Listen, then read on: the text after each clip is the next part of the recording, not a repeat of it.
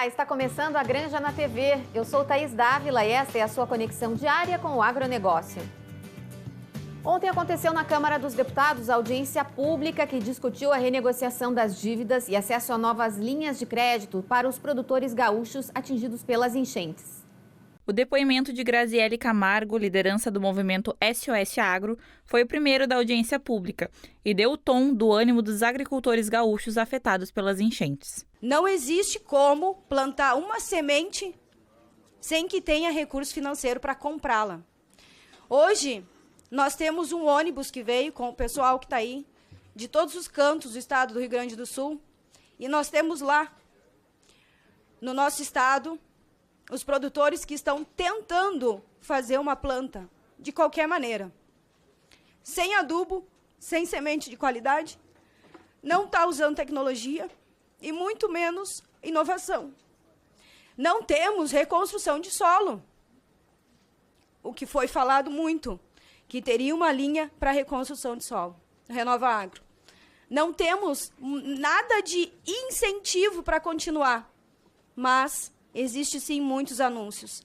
E nós estamos aqui hoje para saber aonde está o dinheiro que foi dito, que foi anunciado, quem foram os produtores que captaram esses recursos e, principalmente, para resolver de uma vez por toda, Gilson, esse entrave burocrático, junto aos bancos, junto ao BNDES, junto também às cooperativas que está aqui conosco, que nós temos mais de 40% dos nossos produtores que têm dívidas com cooperativas e que precisam, sim, que essas dívidas sejam quitadas para que eles possam continuar na atividade. É muito triste a gente passar 6 meses dizendo que quer trabalhar. Também tiveram espaço de fala na audiência pública representantes da Farsul, FETAG, FECOAGRO e representantes dos assentados da reforma agrária e as instituições financeiras.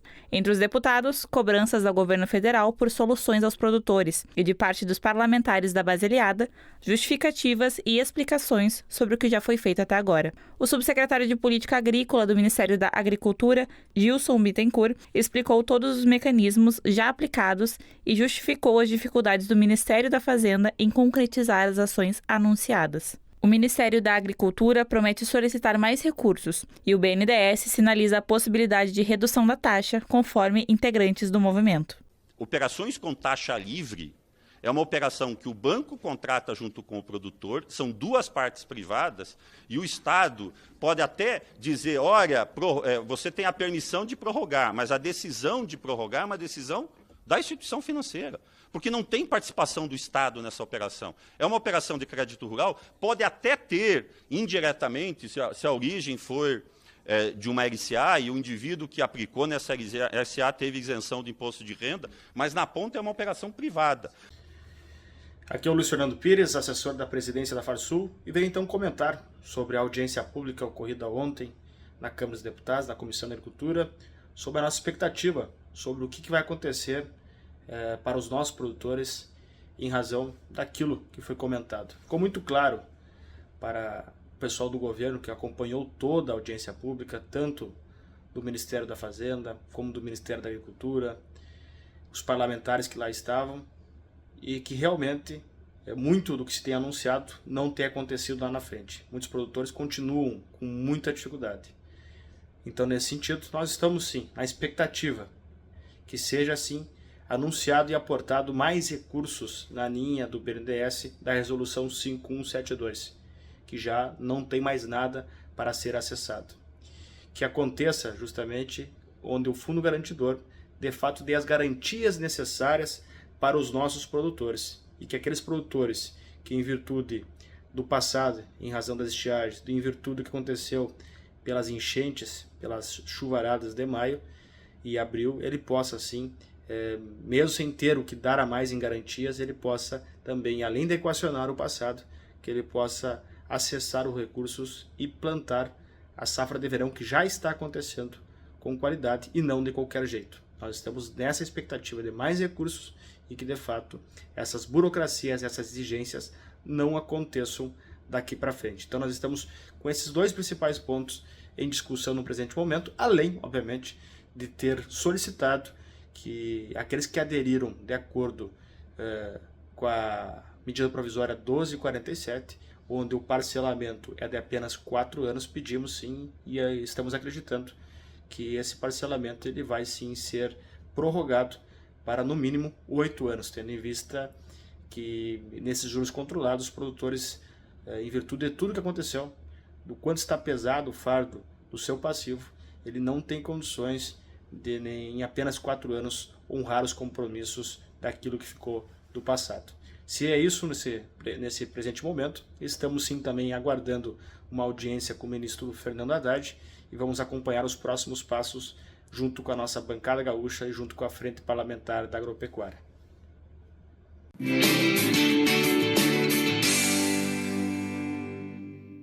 O crescimento da produção de bioinsumos nas fazendas, o chamado on-farm, e a defesa dessa prática para a sustentabilidade agrícola fizeram com que a Associação Brasileira de Bioinsumos desse início a uma campanha Eu Confio no On-Farm. Vamos entender melhor as vantagens da produção do bioinsumo para uso próprio e a campanha, conversando com o diretor executivo da ABINS, Reginaldo Minaré. Tudo bem, Reginaldo?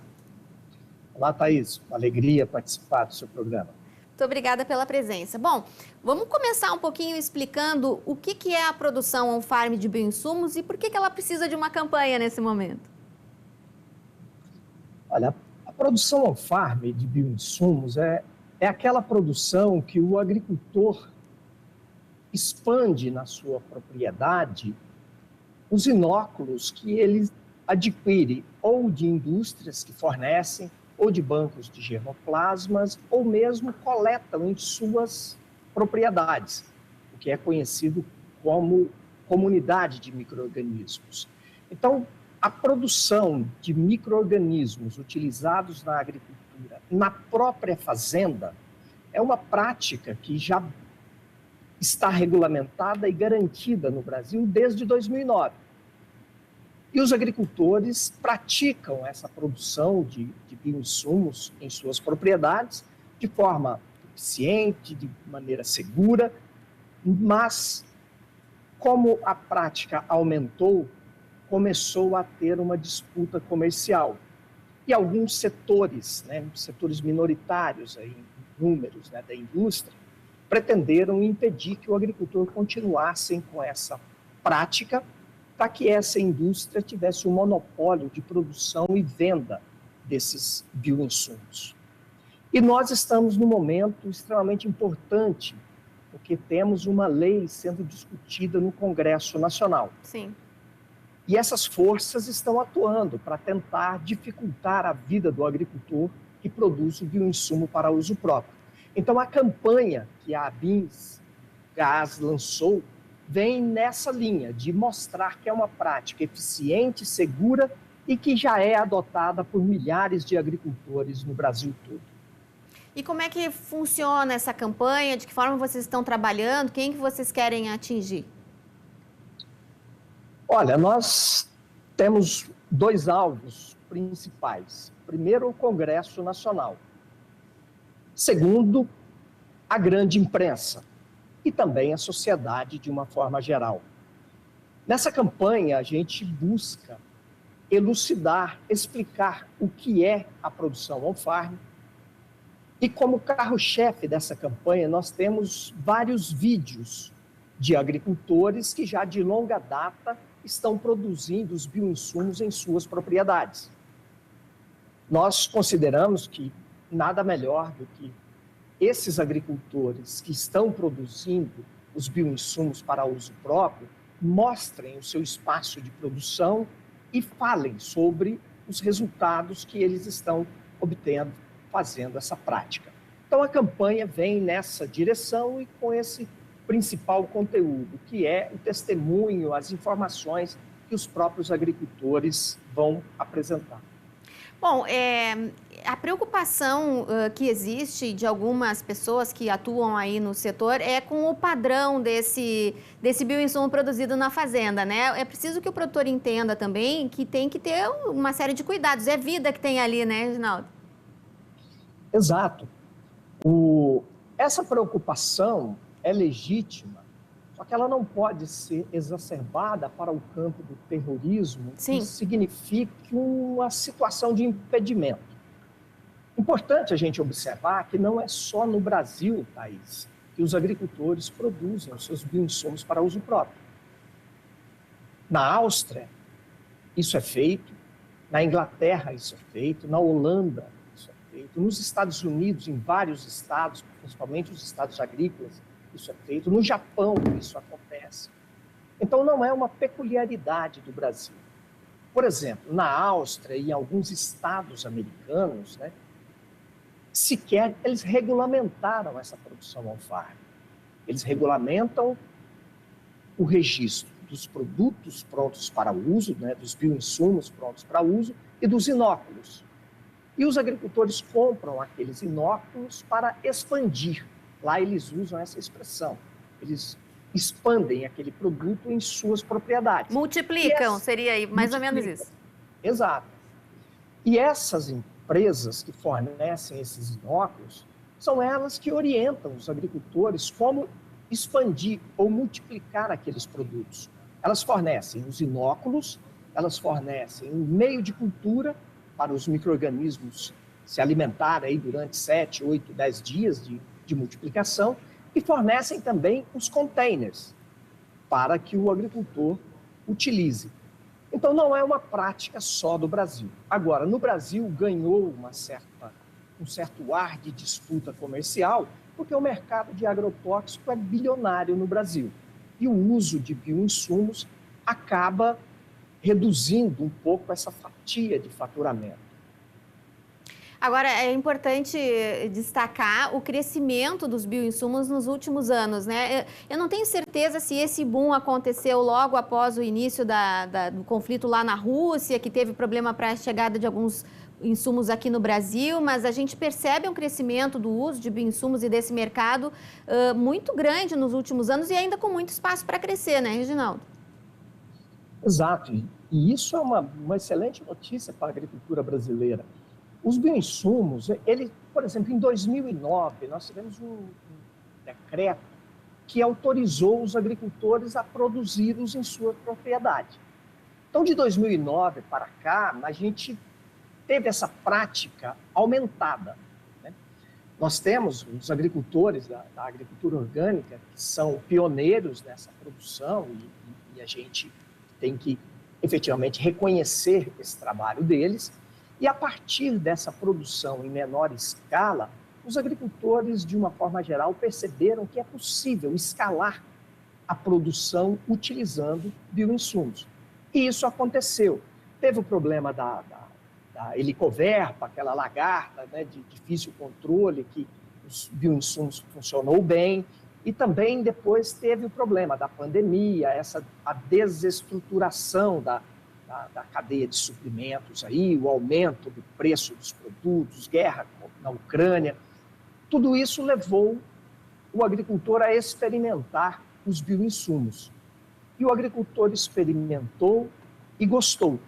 Gostou do resultado, do controle de pragas que esse bioinsumo produz e gostou do resultado na planilha de custos que esse bioinsumo produz. Bem importante essa questão aí que o bolso do produtor sempre grita em alguns momentos, né, Reginaldo? Exato, Thaís. Principalmente os médios agricultores que estão, né, em uma situação difícil, e não é só no Brasil, né?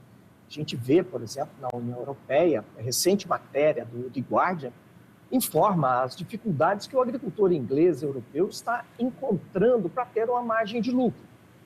E quando você reduz custo, isso significa que o agricultor terá uma margem melhor. Então, isso é extremamente importante para a agricultura brasileira, né? E os bioinsumos são também um insumo fundamental para a agricultura regenerativa, que é uma nova agricultura que está surgindo e ganhando escala no mundo todo, e não só no Brasil.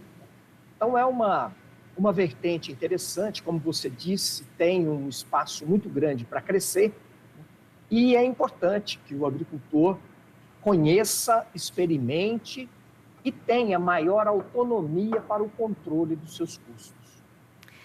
Falando um pouquinho sobre o tamanho do bioinsumo hoje no Brasil, dá para dizer que o Brasil hoje lidera no mundo no uso dessa ferramenta, dessa tecnologia?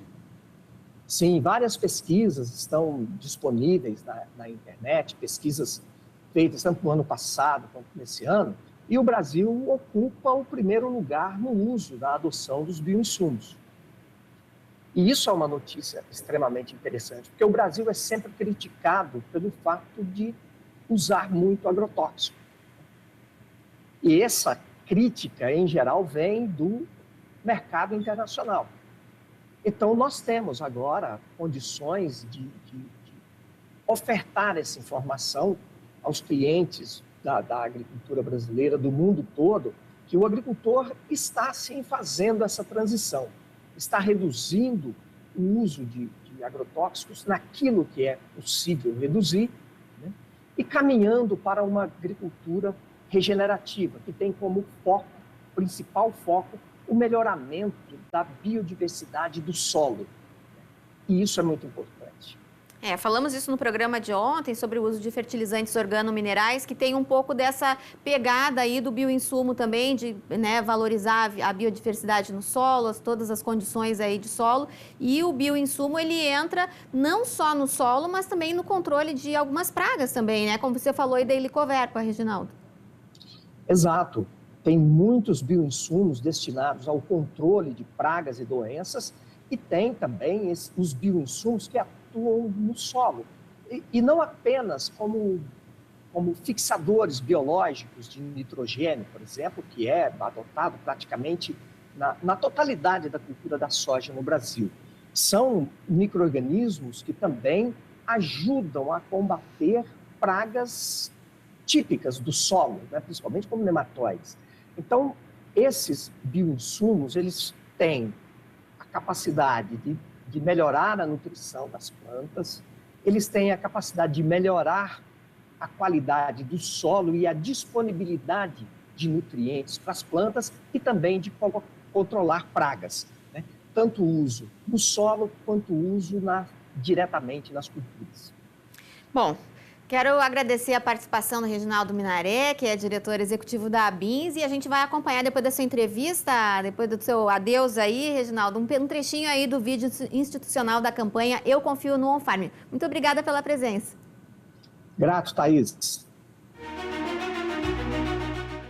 Hoje, o campo se transforma. A agricultura, que sempre foi o pilar de nosso sustento, está tomando novos rumos.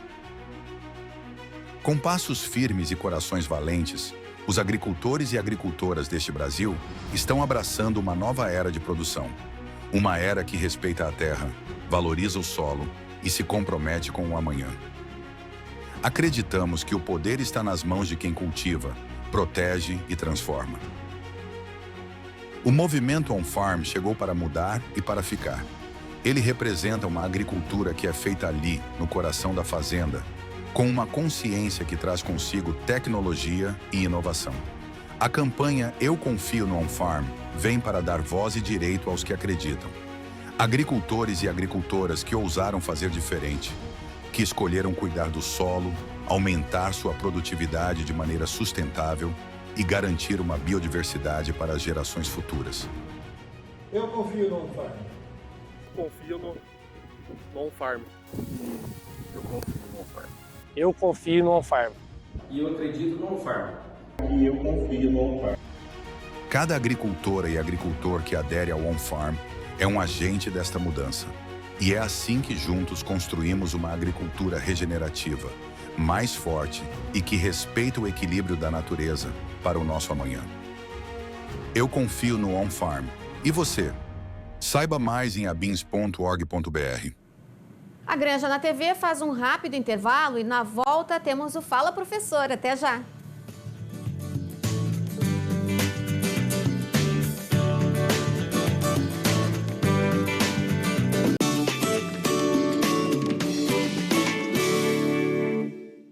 Estamos de volta com a Granja na TV. E o futuro do seu filho começa pela escola em que ele vai estudar. A rede de escolas da Ubra tem um recado para você. Matrículas abertas na rede de escolas da Ubra. Aqui, seu filho vive um mundo de novas possibilidades a cada dia. Faça parte de uma comunidade com experiências de ensino com humanidade para além do ambiente escolar. Aqui você encontra atendimento individualizado, valorização do esporte em todos os níveis de ensino, ênfase na língua inglesa, iniciativas e projetos inovadores. E ainda conta com aulas de robótica, educação tecnológica e cultura maker, além de desenvolver em nossos alunos uma mentalidade empreendedora.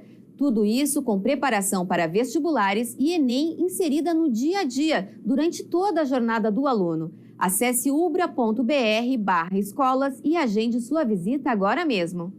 Feira da Agricultura Familiar de Porto Alegre. A venda de produtos acontece até o próximo sábado em uma estrutura montada no Largo Glênio Pérez, ao lado do Mercado Público.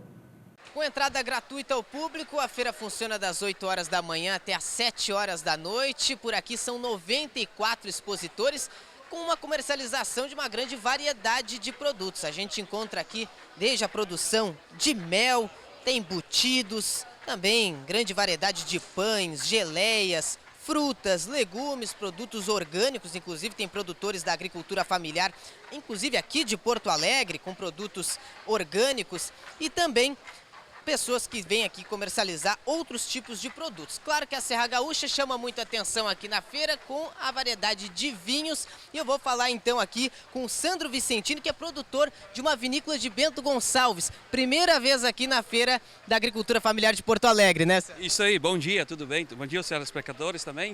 Também é a primeira vez que temos aqui essa oportunidade grande para nós de participar dessa primeira vez aqui na Feira de Porto Alegre. Para nós é muito gratificante isso aí, mostrar nossos produtos, nossas qualidades que nós produzimos e elaboramos lá em Bento Gonçalves também, né? Que vem nos vinhos que é de suco, espumante também, que vem de uma história que nós temos continuando a história dos descendentes italianos antigamente, que eles faziam vinho no porão da casa, né?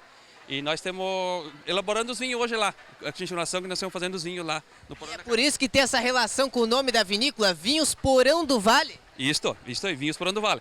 Que antigamente eles faziam vinho no porão da casa, né? E nós continuamos com a história deles lá, estamos elaborando os vinhos lá no porão da casa, isso aí. É um lugar bem aconchegante, bem bonito, bem para receber o turista lá, para degustar, para tomar um vinho, um espumante, um suco de uva, bem de qualidade, 100%. Inclusive tem aqui um banner junto à banca de vocês mostrando a casa ali de onde fica a vinícola. Isso aí mesmo, aqui ó, a casa fica lá na vinícola e todos os pareirais ao redor da casa, da vinícola lá também assim, que é onde é que nós trabalhamos e cultivamos a videira lá também, tudo assim, e nós que elaboramos vinhos lá também.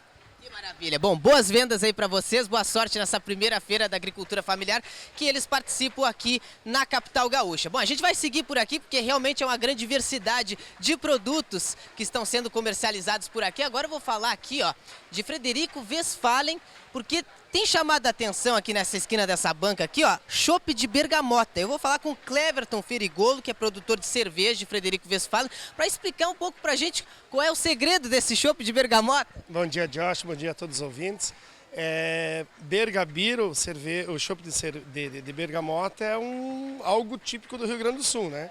É diferenciado, é um produto leve, bem que remete muito à infância, quem viveu no interior, o povo de Porto Alegre sempre tem uma ligação com o interior em si do estado, né? Então a gente faz o convite, viemos de Frederico Westphalen para cá, tem esse produto, tem IPA, tem Pilsen, tem outros estilos de cervejas diferenciados. Somos da agricultura familiar, a gente tem a produção do próprio lúpulo, trabalhamos com uma vinícola e uma cervejaria, isso lá em Frederico Westphalen, né?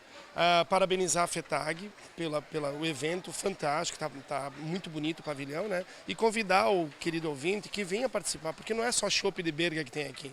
Nós temos, tem queijo, tem salame, tem produtos, e é a hora certa das pessoas valorizarem e ajudarem as agroindústrias do estado. Passamos por um período bem tumultuado, né? Foi cabuloso esse período que foi das chuvaradas e eu acho que esse é o momento de você quer ajudar. Não precisa mais fazer Pix, né, Josh? Não precisa mais. A solução é agora o quê? Vem consumir os produtos, que isso já acaba ajudando e muito as agroindústrias do estado, né? Perfeito. Eu vou pedir agora para você servir um pouquinho, pelo menos para a gente ver aí como é que é esse chopp. O gosto realmente é de bergamota no chopp? Tu já vai provar e tu vai ver como remete muito o gosto da bergamota, o cheiro, o aroma. Costumo dizer que não é de tamarindo com gosto de groselha que parece de limão, né? Tipo Chaves que fazia, né? Prova para ti, é maravilhoso. Sempre gostinho. Então, somos uma pequena agroindústria, né? Ela é uma estrutura já... A gente vem trabalhando há vários anos, né, nesse segmento. É interessante, né? A gente está sempre inovando, trazendo produtos novos. Né? Realmente tem gosto mesmo de bergamota, mas é leve, não é forte, é muito tranquilo. Tá certo? Boas vendas aí para vocês. A gente vai seguir por aqui, então, falando com outros comerciantes que estão por aqui, produtores da agricultura familiar, então, nessa feira aqui em Porto Alegre. Que tem chamado também a atenção esses chips de queijo. É isso mesmo? Bem-vindo. Bom dia, tudo bem? Somos da Queijaria Palouze e isso, nós trabalhamos com alguns produtos diferentes. Nós temos os chips de queijo provolone, somente o queijo provolone fatiado e desidratado. Trabalhamos com outras linhas, que é as linhas das massas filadas, que tem as bolinhas recheadas. Temos na opção de calabresa, azeitona ou goiabada, temos as tranças ao vinho e ervas finas. Tem kit 4 sabores, que é uma cunha de cada sabor. E estamos aí presente, aguardando todo mundo aqui na Feira da Agricultura Familiar da FETAG. Maravilha, vocês são da região central, Jaguari? Isso, somos de Jaguari, em média 400 e poucos quilômetros daqui. Uma viagem, mas vai valer a pena? Vai valer a pena, sim. Nossa, primeira vez que vocês participam aqui da... Nossa primeira vez. Lembrando, né, que em função da montagem aqui da estrutura, o estacionamento rotativo aqui da área azul, que fica no Largo Glênio Pérez, foi desativado, então, e o retorno está previsto para o dia 18 de novembro, após a desmontagem dessa estrutura da feira. Lembrando que o estacionamento rotativo segue disponível aqui na região da Praça 15, da Rua Siqueira Campos e da Travessa Francisco de Leonardo Truda, no Centro Histórico de Porto Alegre. E o convite também para as pessoas virem aqui acompanhar junto ao Mercado Público, no Largo Glênio Pérez, essa feira que segue então até o dia 9 de novembro, aqui com atendimento das 8 da manhã até as 7 horas da noite.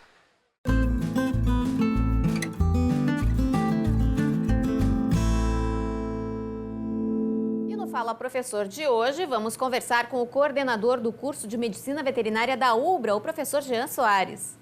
Oi, Thaís. Então eu estou aqui com o professor Jean Soares e no fundo o caramelo, um símbolo das enchentes que agora fazem 6 meses e a UBRA foi um abrigo também para os animais que ficaram perdidos nas enchentes.